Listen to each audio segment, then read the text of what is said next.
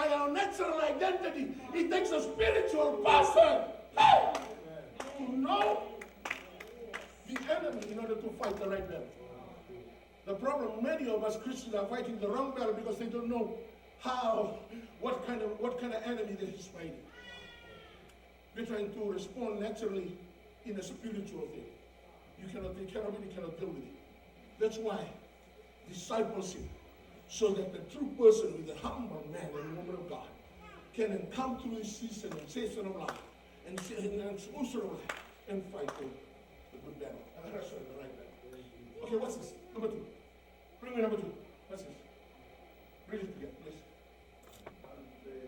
See, even if you are fighting, even if there's maybe overwhelming in such a way, things you're going through, but what's this?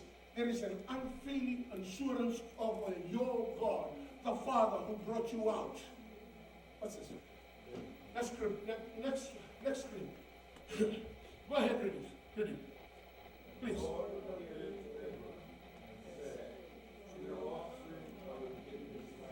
Okay.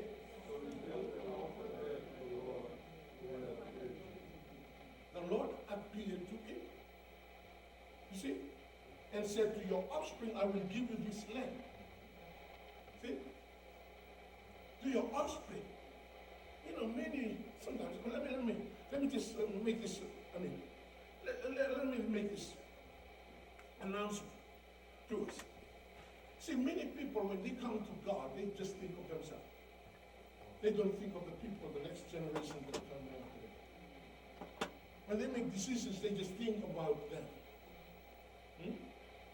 See what God was reminding Jacob, Abraham here? I'm not just going to bring you to what? To Canaan. To your offspring, I will give you this land. After you are done away with this land, the next generation still have something to enjoy. So when you come, when you walk in your walk with God, don't be so selfish and just thinking of yourself and forget about the people are behind you. Your sons and daughters, not only physical sons and daughters, but also spiritual sons and daughters who will benefit from the race that you are running today. Ask yourself the question, if I give up today, who's going to take my place for them? So that means we have a job to do. When you come to this place, when you encounter all sorts of things in your Canaan, and even though there are Canaanites there, but remember, God is assuring Abraham, to your offspring, which means the next generation is covered. Hey! So the next generation is covered. You can put me down today, but God is taking me with my new identity. Oh, I can shout in my problem. I can be joyful in my situation because the next generation following after me, they have something to rejoice about. They have something to get excited about. This is not the end. You can end me in this life, but you're not ending. You cannot end what God has in store for me and the next generation after me. And whenever we work right, the Bible said to the fourth generation.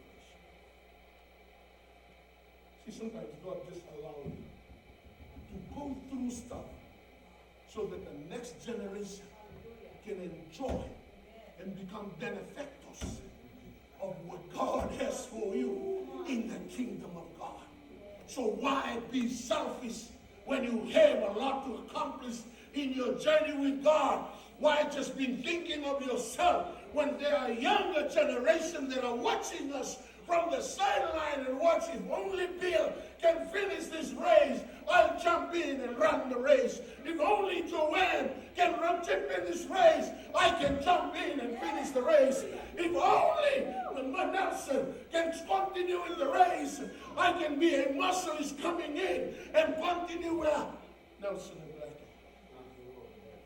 Hallelujah. So when you are thinking, when you are in that race, don't think of yourself alone. Tell your neighbor, think about this.